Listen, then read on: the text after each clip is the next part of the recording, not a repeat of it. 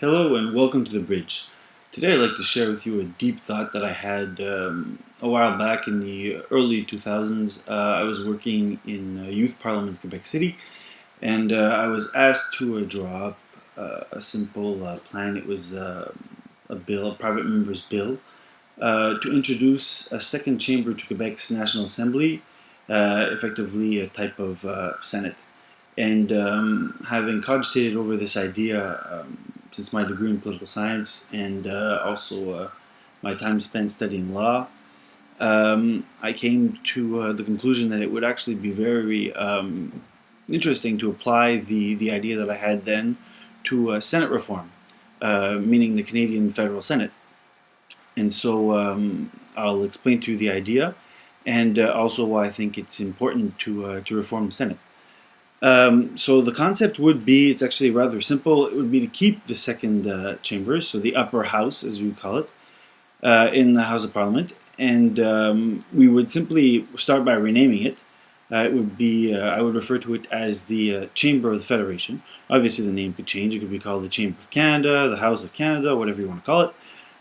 The objective of this name is to clearly spell out the objective of this second chamber. In effect, the objective in the way I see it would be to give to this chamber the power, or not the power, the mandate to protect the federal nature of our institutions and of actually our country when they look at the bills passed through the House of Commons. We know that the Senate today has to ratify bills that are passed by the House before they can be voted into law. The idea would be the same thing. The House of Commons would pass a bill. The bill would be sent to the Chamber of the Federation. The Chamber of the Federation would review it, make sure that it upholds the ideals of federalism, and would send it back to the House of Commons for a final ratification. So how would we compose, or how would we attribute the seats in this House?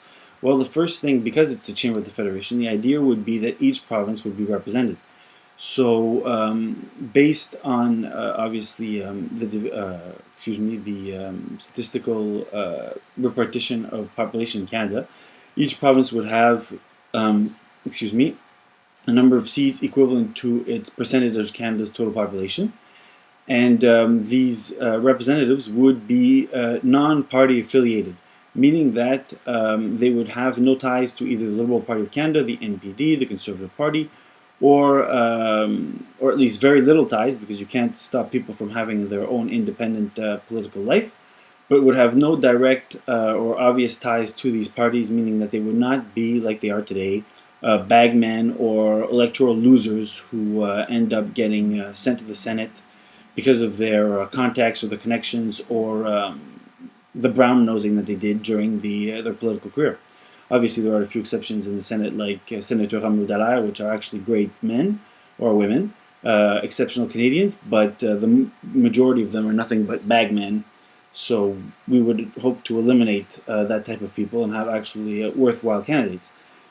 These people would be nominated by the provinces themselves. So every provincial government would draw up a list of eligible candidates that it could send to this Chamber of the Federation to represent its province, and the federal government would present these nominees to the House of Commons, and the House of Commons would then elect the members that would be sent.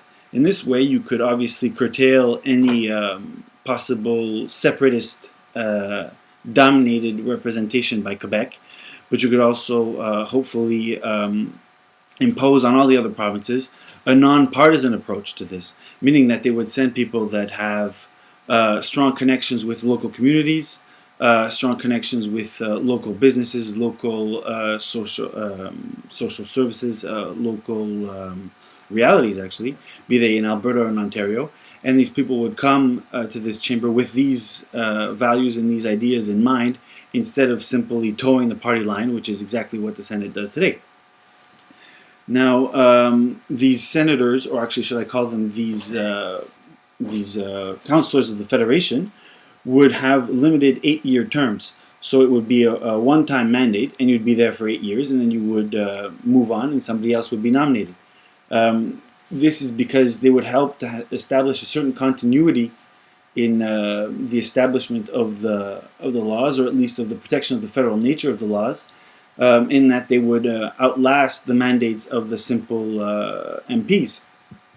Counting on the fact that an MP's mandate can be for a maximum of 5 years, they would be there for at least technically 2 mandates, and so they could help keep the MPs in line and also help bring about this idea of the respect of federalism, and they would work towards it, and then they would leave, which would help us protect the system from corruption, because senators right now are named for life, and it's an absolute and total travesty of democracy and of justice.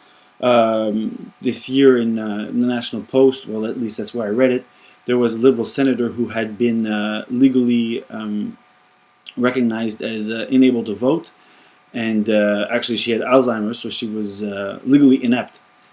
She could not make any decision by herself. She needed to be represented by the members of her family, their closest kin.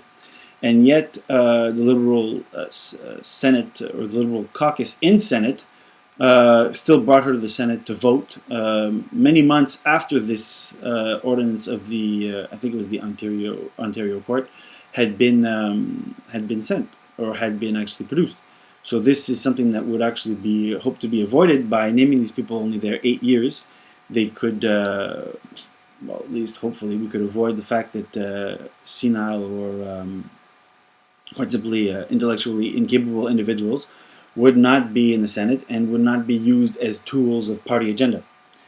So as I said, the goal would be to defend the federal nature of our country, and this is very important because the very nature of the House of Commons and the federal government is centralizing, and this has nothing to do with the quality or the worth of the people that are there, or of any kind of secret agenda.